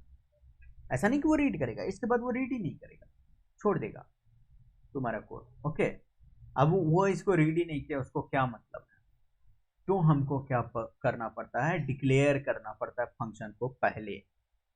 मीन्स यहाँ पे हमको बताना होगा कि हाँ भाई फंक्शन, या तो तुम यहाँ बना लो, जनरली हम क्या करते हैं फंक्शन को ऊपर ही बना लेते हैं। ओके, लेकिन तुम क्या कर सकते हो, यहाँ पे उस फंक्शन का प्रोटोटाइप लिख सकते हो, प्रिंट हाई 5 टाइम्स। और यहाँ पे तुमको फंक्शन बनाना नहीं है, बस वॉइड लिखना है जो रिटर्न टाइप होगा। ठीक है, फंक्शन का नाम देना है, ब्रैकेट ओपन क्लोज देना है और सेमीकोलन दे देना है, बस तुमको। अब इससे क्या होगा, ये तुम क्या किए, प्रोटोटाइप उस फंक्शन का बनाए। ठीक है, और ये क्या हुआ, ये तुमको बस कंपाइलर जब इसको रीड करना स्टार्ट करेगा, इस फाइल को इसके पास आएगा, सबको रीड करेगा, जैसे ही इस 4th लाइन पे आएगा वो इसको रीड करेगा और देखेगा कि यहाँ पे सेमीकोलन लगा हुआ है, तो वो समझ जाएगा। ओके, यहाँ पे अगर ब्लॉक ओपन होता ऐसे, तब तो वो समझ जाता कि ये फंक्शन यहीं पे तुम्हारा वो हो रहा है, डिफाइन हो रहा है, मतलब फंक्शन का बॉडी भी तुम लिख रहे हो।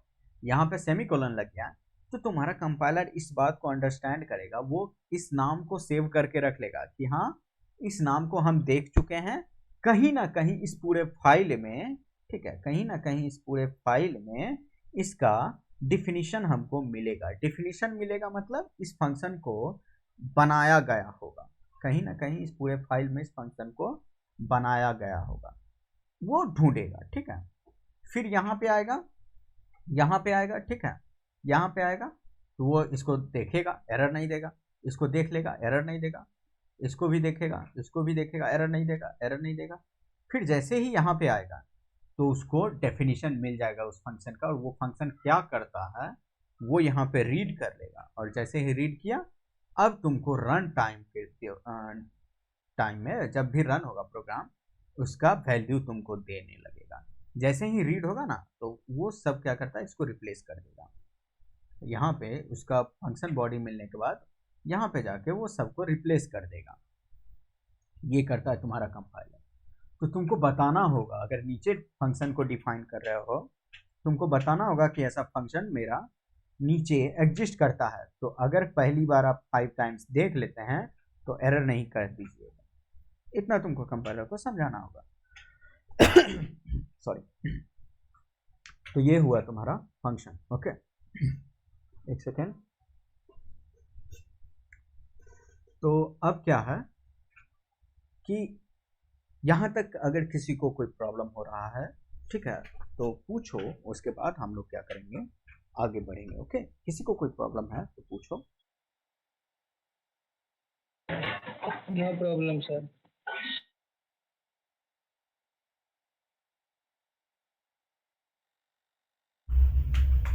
हेलो, मेरा आवाज आ रहा है? क्या सर आ रहा है?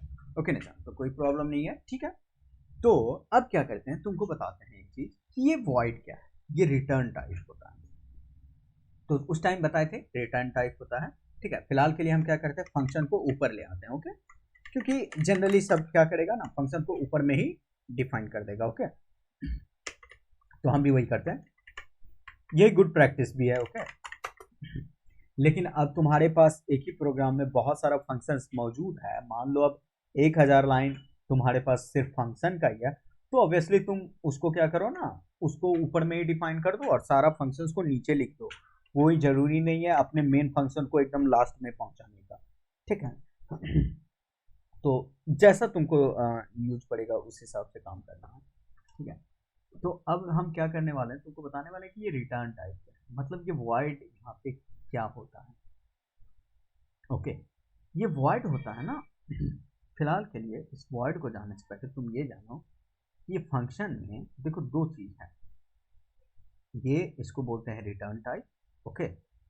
रिटर्न टाइप मीन्स फंक्शन तुम्हारा कोई वैल्यू को रिटर्न कर रहा है, ओके, फंक्शन तुम्हारा कोई वैल्यू रिटर्न कर रहा है और इसके अंदर तुमको आर्गुमेंट दिया रहेगा, ओके।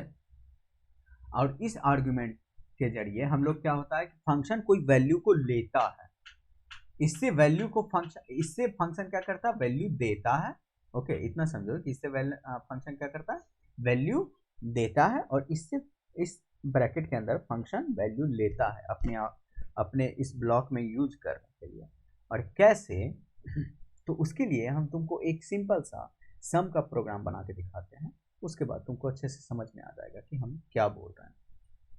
तो इस प्रोग्राम का नाम रखते हैं sum.cpp, सम यूजिंग फंक्शन लिख देता हूँ, ओके, यूजिंग function.cpp। और हम क्या करते हैं ना, पूरा कोड ना टाइप करना पड़े इसलिए हम क्या करते हैं, इस पूरे कोड को कॉपी पेस्ट कर देते हैं, क्या चेक किया, ये क्या हुआ, ठीक है, कॉपी किए और इसमें देखिए, हालांकि कितना देर में टाइप कर लेते हैं, ठीक है। ये तुम्हारा फंक्शन बन गया ना। अब हम क्या करते हैं, थोड़ा सा क्लीन बनाते हैं, इसको मिटाते हैं और तुमको दिखाते हैं सम का प्रोग्राम फंक्शन की मदद से, ठीक है। तो हम क्या करेंगे ना, यूजर हमको 2 नंबर दिया, ए जिसमें रख दिया 5 और एक नंबर दिया बी जिसमें रख दिया 6 या 2, चलो ठीक है। और हम एक फंक्शन बनाते हैं सम नाम का, ठीक है। और ये सम क्या करेगा, हमको ए और बी को सम में पास कर देंगे। अब तुम क्या फंक्शन बना रहे हो कि ये जोड़ देगा ए और बी को। तुम क्या चाहते हो कि ये तुम्हारा सम फंक्शन तुम ऐसे लिख दो, सम ए और बी, तुम बनाना चाह रहे हो सम ए और बी और तुमको सम करके दे दे, ठीक है। अब देखो क्या होगा, तुम इस फंक्शन को बनाते हो, तुम कहते हो कि हम वॉइड रखते हैं फिलहाल के लिए, ठीक है, और सम नाम का फंक्शन बनाए। तो ये जो यहाँ पे ऐसा तुम करना चाहते हो ना, ऐसा अगर तुम करना चाहते हो ए और बी को इस फंक्शन में पास करना चाहते हो ताकि फंक्शन इस दोनों नंबर को जोड़ पाए, तो तुमको इस ए बी को लेना भी होगा, ठीक है। और उसके लिए तुमको आर्गुमेंट बनाना होगा इंट, ओके। बताना होगा फंक्शन को बनाने वक्त कि आर्गुमेंट तुम्हारा किस टाइप का होगा, ये फंक्शन तुम्हारा किस टाइप का आर्गुमेंट ले सकता है। तो हम बताते हैं कि इसका इंटीजर टाइप का आर्गुमेंट, यहाँ पे नाम कुछ भी लिख सकते हो, ओके। तो हम ले लेते हैं num1 num2, ओके। और num2 को भी बताना होगा कि मेरा इंटीजर टाइप का होगा, ठीक है। और फिर से हम लिखते हैं क्या करेगा, तो मेरा फंक्शन प्रोग्राम क्या करने वाला है, सीधा सीधी सी आउट कर देगा। क्या सी आउट करेगा मेरा प्रोग्राम, num1 प्लस num2 को, ठीक है। मेरा प्रोग्राम क्या करेगा, num1 और num2 को सी आउट कर देगा। जरा इसको कंपाइल और रन करवा के देखते हैं। कंपाइल करवाते हैं। मेरा प्रोग्राम का नाम क्या है, सम यूजिंग फंक्शन डॉट cpp, और रन जब करवाए तो देखो क्या आया, 7 5 और 2 को जोड़ दिया वो। अब हम क्या कहते हैं कि इस बार हम यूजर के द्वारा इनपुट लेते हैं, ओके। यूजर के द्वारा इनपुट लेते हैं, प्रोग्राम को थोड़ा सा यूजर के लिए बनाते हैं और यूजर से मांगते हैं सी आउट करके इंटर 2 नंबर, ओके। यूजर से मांग लिए इंटर 2 नंबर, यूजर हमको जो नंबर देगा उसको ए और बी में सेव कर दिए, ठीक है। अब यूजर हमको जो भी देगा हम उसका सम निकाल पाएंगे। कंपाइल पहले अपना कोड करवा लेंगे। यूजर हमको देता है जैसे कि मान लो 4 देता है, 5 देता है, देखो मेरा सम 9 आ गया। अब यूजर देता है हमको 23 12, देखो मेरा 35 आ गया। यूजर देता है हमको 100 और 12, तो 112 आ गया। तो यूजर जो भी दे रहा है हम उसको कर पा रहे हैं, सम कर पा रहे हैं। तो ये देखो कितना अच्छा फंक्शन बन गया, ठीक है। अब तुमको 4 बार सम निकालना है, 5 बार निकालना है, 10 बार निकालना है, तुम एक बार और सम कॉल कर दो, ठीक है। तुम एक बार और, तुम इस पे नहीं कॉल करना चाहते हो, तुम एक और बनाए हो int c is equals to, खुद से बना दिए हो int d is equals to 1। तुम चाहते हो कि हम इंट लिखना था ना, इंट लिखा गया, ठीक है। अब तुम चाहते हो कि हम इस पे भी सम कॉल कर दें, तो सम सी और डी पास कर दो। यही प्रोग्राम जब यहाँ पे सम कॉल होगा, ये प्रोग्राम तुम्हारा कैसे काम करेगा, देखो लाइन बाय लाइन। सबसे पहले ए डिक्लेयर हुआ, बी डिक्लेयर हुआ, सी आउट क्या करेगा, तुम्हारा टर्मिनल पे पूछेगा कि एंटर 2 नंबर, ए और बी में जाके जो भी टर्मिनल पे तुमको 2 नंबर मिलेगा ए और बी में स्टोर कर लिए तुम, ओके। उसके बाद क्या किए, सम ए और बी को पास किए, सम को ए और बी पास कर दिए। अब सम को जब पास किए तो ये क्या करेगा, प्रोग्राम तुम्हारा यहाँ आएगा, ठीक है। सम क्या करेगा, ए और बी को लिया तो ए को स्टोर कर देगा num1 में, ठीक है। ए लिया पहला, देखो जब पास करते हैं ना तो इसको क्या बोलते हैं ना हम लोग, इसको बोलते हैं पैरामीटर, इसको बोलते हैं पैरामीटर। ये जब पास करते हैं तो मतलब वैल्यू डालते हैं, मेन फंक्शन में जब वैल्यू डालते हैं ना उसको, तो उसको बोलते हैं पैरामीटर। और यहाँ क्या बोलते हैं, आर्ग्यूमेंट, ओके ओके। जब उसको डिफाइन करते हैं तो इसको बोलते हैं आर्ग्यूमेंट, ठीक है। तो फिलहाल आर्गुमेंट पैरामीटर अच्छे से देखेंगे, बाद में देखेंगे, उतना मत कंफ्यूज हुआ, ठीक है। अभी टेक्निकल टर्म्स में नहीं जाता है, सिंपल से समझो।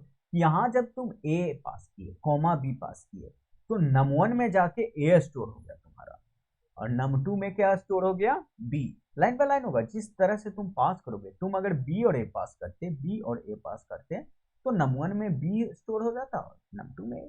तो जैसे तुम पास करोगे वैसे ही जाके वो स्टोर होगा। ओके, तो नम1 में पास हो गया ए और नम2 में पास हो गया बी। और ये फिर क्या हुआ, अब फंक्शन क्या किया, सी आउट कर दिया। क्या सी आउट किया, तुम्हारा फंक्शन क्या काम कर रहा है, सी आउट कर रहा है। क्या काम किया, num1 को और num2 को जोड़ दिया और उसके बाद सी आउट कर दिया। तो num1 में क्या था, ए का वैल्यू, तो ए का वैल्यू क्या है, जो भी यूजर देगा, मान लो 1 2 दिया तो num1 में 1 आ गया, num2 में 2 आ गया, ठीक है, और ये तुम्हारा कैलकुलेट हो गया। देखो ये कैसे करेगा, एक चीज लाइन बाय लाइन से देखो। जब भी तुम इसको यहाँ पे लिखे ना ऐसे, तो अंडर द हुड ये कैसे काम करेगा कि यहाँ पे ए और बी का वैल्यू आ जाएगा। मान लो ए इज इक्वल टू 1 है और बी इज इक्वल टू 2 है, तो यहाँ पे 1 और 2 लिखा जाएगा, ऐसे लिखा जाएगा। ओके, और फिर ये 1 और यहाँ चला जाएगा, num1 में चला जाएगा 1, num2 में चला जाएगा 2। नहीं यकीन होता है, देखो हम इसी चीज को लिखते हैं, हम ये भी चीज लिख देते हैं। क्या हम यहाँ पे डायरेक्ट वैल्यू दे सकते हैं, देखो देख सकते हैं कि नहीं। ओ सॉरी, पहले तो कंपाइल करना होगा ना, कंपाइल किए, रन किए, एरर नहीं आया ना। देखो पहले तो ये तुमसे यूजर से इनपुट मांगेगा, 12 और 13 देते हैं, तो एक ही लाइन में सब कुछ आ गया, क्योंकि इंडेल नहीं दिया है ना, किसी फंक्शन के बाद इंडेल नहीं दिया है। तो देखो अभी इंडेल कैसे देंगे, इंडेल मत लिख देना इसके बाद, ठीक है। तो देखो सबसे पहले 12 और 13 को कैलकुलेट किया, देखो 25 आया, फिर उसके बाद 1 और 2 को ऐड करके तुमको 3 दे दिया, दिया ना 3 यहाँ पे, ठीक है। उसके बाद यहाँ पे क्या है, 5 और 1 है ना, इस सी और डी पे भी तुम फंक्शन चला दिए, सी और डी को भी जोड़ दिया तुम्हारा फंक्शन और 6 दे दिया, इसीलिए एक लाइन। अब तुम ये मत करना चालाकी कि यहाँ पे ऐसे आके इंडेल लिख देना, बिल्कुल भी नहीं, ये तो गलत हो जाएगा, ठीक है। ऐसे इंडेल नहीं लिखते हैं, ठीक है। इंडेल को सी आउट के साथ ही तुमको लिखना होगा। ओके, तो तुमको क्या करना होगा, हर एक के बाद सी आउट इंडेल, ठीक है। फिर यहाँ पे भी इंडेल दे दो, मतलब न्यू लाइन दे दो, ठीक है। अब तुम्हारा सब कुछ न्यू लाइन में आएगा, तुरंत कंपाइल और रन करवा के दिखाते हैं तुमको, ठीक है। 12 और 13 दिए था ना उस टाइम, देखो 25 3 और 6, ठीक है। तो तुम अपना फंक्शंस के जरिए कुछ भी आउटपुट करवा सकते हो। ओके, अपने फंक्शंस के जरिए तुम कुछ भी आउटपुट करवा सकते हो, यहाँ पे कुछ भी लिख सकते थे, ठीक है, कोई फर्क नहीं पड़ता है, तुम्हारा फंक्शन सारा काम करेगा, ठीक है। और इससे ज्यादा हम लोग आज नहीं करना चाहते हैं, ठीक है। हाँ, इससे सर ज्यादा जैसे नहीं। एक क्वेश्चन हाँ था हाँ, सर, पूछो ना। एंड लाइन सर सब सम के बाद जो लिखे हैं उसको डायरेक्ट फंक्शन में डिफाइन कर सकते हैं ना। हाँ, ये बात तुम सही बोले हो, तुम यहाँ पे लिख देते डायरेक्ट फंक्शन में, अरे सी आउट यहाँ पे लिखे हम, आपकी सी आउट के बाद तुम वो सब कुछ यूज कर सकते हो। इसको तुम समझो ना, इसके अंदर तुम पूरा रियल कोड जितना तुम जानते हो वो सब लिख सकते हो, कोई दिक्कत नहीं है। ये फंक्शन क्या करेगा, उस सारे कोड को वहां पे एग्जीक्यूट करके तुमको दे देगा, ठीक है। इसके अंदर तुम जितना चाहो लिख सकते हो, तुम यहाँ भी लिख दिए, एकदम सही बात है। फिर तुमको यहाँ पे इंडेल देने का कोई जरूरत नहीं है, वरना डबल इंडेल हो जाएगा। अब वो हर बार न्यू लाइन भी क्रिएट करते चला जाएगा, ठीक है। देख लो एक बार, इस चीज को भी देख लो, क्या दिक्कत है, ठीक है। तो तुम फंक्शन को कैसे भी एग्जीक्यूट कर सकते हो। देखो वही तुम्हारा चीज आ गया, इस बार 13 आया क्योंकि हम 11 कर दिए थे 1 को। ओके, तो यहाँ पे अब जानते हो इस चीज को हालांकि नहीं बताते हैं, क्योंकि अभी अगर रिटर्न टाइप बताने लगेंगे ना तो तुम मतलब टाइम लग जाएगा उसमें। ओके, और क्लासेस काफी बड़ा हो रहा है तो छोड़ देते हैं इसको यहीं पे। नेक्स्ट क्लास में हम लोग क्या करेंगे ना, रिटर्न टाइप को देखेंगे कि क्या क्या तरह का रिटर्न टाइप हो रहा है। और कल ही, ओके, कल ही रिटर्न टाइप देखने के बाद, कल कुछ नहीं होने वाला है। ओके, कल रिटर्न टाइप देखेंगे और हम लोग जाके कोड सेफ, कोड फोर्सेस या लीड कोड किसी एक वेबसाइट पे जाके तुमको पहले सबसे इंट्रोड्यूस करवा देंगे और किसी पे जाके एक दो क्वेश्चंस करेंगे, और जो भी आज बनाए हो जिसमें डाउट है, ठीक है, वही सिमिलर क्वेश्चन हम तुमको उस वेबसाइट से पिक करेंगे, ओके, और वहां पे सॉल्व करके दिखाएंगे। ओके, तो तुम्हारा डाउट भी क्लियर हो जाएगा। आज का क्वेश्चन मतलब जो होमवर्क मिला था वो क्वेश्चन हम तुमको वहाँ पिक करके दिखा देंगे और वहाँ पे सॉल्व करके दिखा देंगे, ठीक है। तो वही करना है, तो कल के लिए रहने देते हैं, ठीक है। रिटर्न टाइप कंप्लीट कर देंगे और एक और टर्म से इंट्रोड्यूस करवा देंगे। आज सोचे थे कि पॉइंटर से इंट्रोड्यूस करवा देंगे, हालांकि ये थोड़ा सा टाइम लग गया इसमें। ओके, तो कोई बात नहीं, टाइम लग रहा है तो कोई बात नहीं, हर एक चीज़ को देखते हुए चलना है। ओके, तो देखते हैं नेक्स्ट क्लास में हम लोग इसको कल ही शाम को मिलते हैं फिर उसी टाइम में 7 बजे और इसको आगे बढ़ाएंगे। ओके, तो तब तक और अगर कुछ डाउट है तो पूछ दो और उसके बाद हम लोग एंड कर देंगे। ओके, और कोई डाउट नहीं है। इंसान फिर कल मिलते हैं, देखेंगे इसको आगे जाके क्या करेंगे। ओके, तब तक अगर जो तुम्हारा प्रोग्राम है हम देख लेते हैं और अगर होता है तो हम तुमको हिंट दे देते हैं, तुम उसको आगे भी थोड़ा सा ट्राई करना है। ओके, हम तुमको प्रोग्राम में हिंट देते हैं जो तो कोड तुमसे छूटा है। ओके, हिंट हम तुमको सेंड कर देंगे, तुम उस पर ट्राई करना एक बार, कोशिश करने का। ओके ठीक है, ठीक है। ओके, एंड करते हैं फिर। गुड नाइट और मिलेंगे फिर कल उसी टाइम में। Good night. Bye bye.